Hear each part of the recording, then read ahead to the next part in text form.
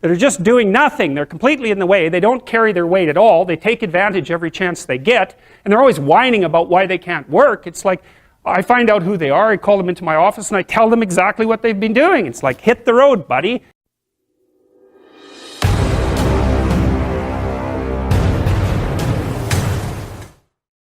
So let's say that we're going to play repeated trading games.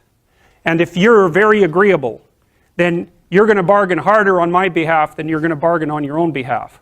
Whereas if you're very disagreeable, you're going to do the reverse. You're going to think, I'm in this trading game for me, and you're going to take care of your own interests. Where an agreeable person is going to say, no, at best, this is, at worst, this has to be 50-50, but I'd like to help you every way I can. Okay, now so you kind of understand that. Now the advantage to being agreeable then is that you're good in teams and you're very much likely to give other people credit. The downside of being agreeable is that you're not very good at putting forward your own interests. And so one of the things that predicts salary across time, for example, is agreeableness, and it predicts it negatively. And so it's part of the reason why women get paid less than men. And this is something for the women in the class to really listen to. Because how you get paid across time depends on a very large number of things, right? It depends on your skills and your abilities and your position and your social network and all of that. But the other thing it depends on is whether or not you actually go ask for money. Or maybe that you don't even ask. Because actually you don't ask for money. You tell people that you need to be paid more or something they don't like will happen. And I don't mean as a threat. I mean that you have to be willing, when you're negotiating, to have an alternative. You go talk to your boss who isn't going to give you money because everyone wants money, right? It's a competitive game. You're going to have to go there and say, look, here's what I do. Here's why it's useful. Here's why you have to give me more money. And this is my opportunities if you don't. And then you're not taking your boss's money anyways, because it's very frequently the case that he's working for a whopping big company. But he needs an excuse to give you money because everyone's asking for money all the time. And so you have to put your case forward powerfully and disagreeably. Now, you don't want to do it too disagreeably because then he's going to think that you're a son of a, and maybe he's not going to give you anything, and maybe you'll get fired for being mouthy and all of that. And that certainly happens to people who are too disagreeable. You got to get the balance right, but it's definitely the case. And the other thing that happens to women that's also worth noting, and this is probably because they're higher in negative emotion, is they tend to underestimate their own utility in business settings.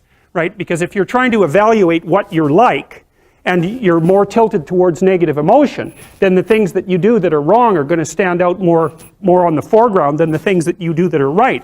So if you go into a negotiation and you're uncertain already, because you have self-doubts, and then you're agreeable in the negotiation, what's going to happen is that you're not going to win as often. And winning in a business setting or in a career development setting means more opportunity for promotion and more revenue generated. Now, the downside of that, of course, is as you climb the business hierarchy is that you also have to take on more responsibility, and that responsibility is sometimes unpleasant as well, especially to people who are agreeable, because you're not necessarily liked if you're in a position of authority, and agreeable people really like to be liked. It's their primary motivator, because they're concerned about the maintenance, I would say, of intimate, positive relationships, and that also makes them conflict avoidant.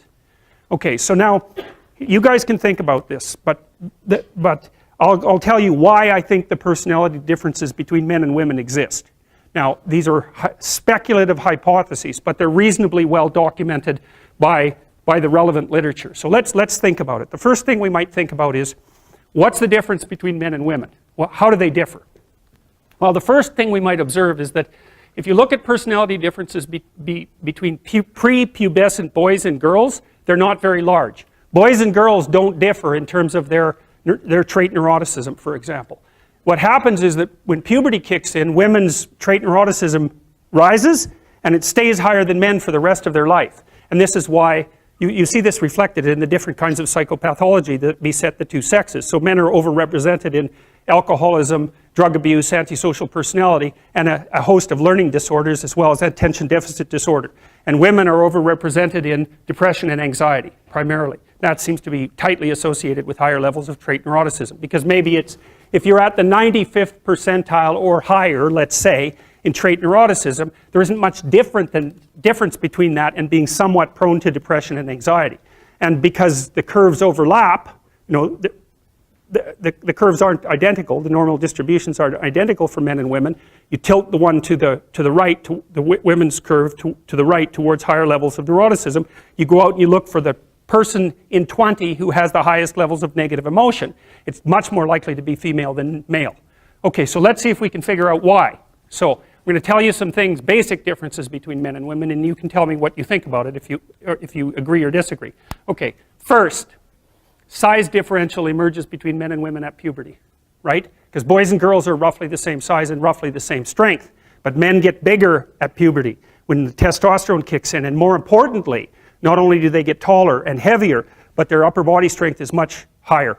And that's a real issue for combat, because human beings punch. There's other animals that do that. Kangaroos do that too, eh? So we're not the only people that punch, but we have clubs on the ends of our arms. So that's interesting. So okay, so there's a body size difference that's important, a strength differential that's important.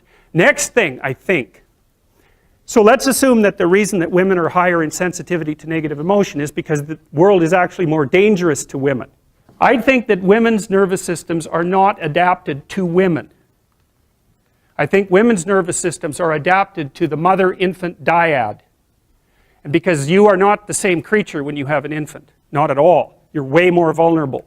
And it's partly because you have to express the vulnerability of the infant, and you also have to care for it, right? So you think about an infant, especially under 9 months. So let's say, how are you going to be wired up if you're going to optimally care for an infant under 9 months? And I'm saying under 9 months because women generally do the bulk of childcare for infants who are under 9 months old. And part of the reason for that, there's a whole host of reasons, but part of the reasons for that, obviously, is that they breastfeed. But imagine what you need to be wired up biologically in order to care for an infant. First of all, they're very demanding, right? Because they're completely helpless, and they're demanding 24 hours a day, and it's quite a emotional load. And an infant under 9 months is never wrong, right? What you do to an infant under 9 months is when they're in distress, you always respond. You never tell the infant, get your act together and stop whining, right? Which you can do, say, to a child that's 18 months old. You can start having that sort of conversation. But under 9 months, it's like nothing is the infant's fault. It's surrounded in an extraordinarily threatening world, and you have to be responsive to what it needs, regardless of what you want, and you have to be very sensitive to the threats that emerge in the environment. And so I think the price that women pay for that ability to have an intimate relationship with infants in the very earliest stages of development is that their nervous systems are actually wired so that they can perform that role optimally. And the disadvantage to that is that having a temperament like that doesn't work that well when you're dealing with adult men, especially when you're dealing with them in a business environment, because it's not the same thing. Not at all. It's a competitive environment. So, okay, so agreeable people are compassionate and polite. What are disagreeable people like? They're tough-minded, they're blunt, they're competitive, and they won't do a damn thing they don't want to do. So it isn't exactly that they're aggressive, although they will push you the hell out of their way if you're in the way. They're not like volatile like you are if you're high in neuroticism. It isn't defensive aggression, it's more like predatory aggression. It's dominance behavior. And so for someone who's highly disagreeable, they look at the world as a place in which they can compete and win. And I'll tell you a story. I have a friend. I gave him my personality test, the Big 5 aspect scale that Colin DeYoung developed in my lab. And I knew he was a disagreeable guy, and by interacting with him. I mean, he's even rude to people sort of spontaneously on the street. I actually like him quite a bit. He's very, very funny. He's also very conscientious, so you can trust him, but he's disagreeable as hell. And so I gave him this test because I thought it would be funny, and he came out as the most disagreeable person in 10,000. So reasonable in compassion, about 30th percentile, but like 0.001 in politeness. So he's extraordinarily blunt, and he'll just say absolutely anything, no matter how horrible it is. And he was often brought into corporations to sort of clean them up. So if a corporation was tilting and not doing well, they'd bring him in to find out who the useless people were and fire them. And I talked to him about that because I've had the miss opportunity to have to not have graduate students in my lab, for example, that weren't performing well, and I find it very, very difficult to, dress someone down, and certainly difficult to fire them. I just hate it because I'm actually quite an agreeable person, much to my chagrin. And I asked him about that, and I said, well, what do? You have to fire people all the time. How do you handle that? He says, handle it? I enjoy it. And I thought, wow, that's so interesting that someone would have that response. I said, well, what do you mean you enjoy it? He said, look, I go into these companies and I analyze the performance of groups of people, right? And in those groups, there are people who are really striving, really trying hard and working themselves really hard and being productive. And then there's these people that are just doing nothing. They're completely in the way. They don't carry their weight at all. They take advantage every chance they get. And they're always whining about why they can't work. It's like, I find out who they are. I call them into my office and I tell them exactly what they've been doing. It's like, hit the road, buddy. You've had your run of it. And I thought, oh yeah, okay, fair enough.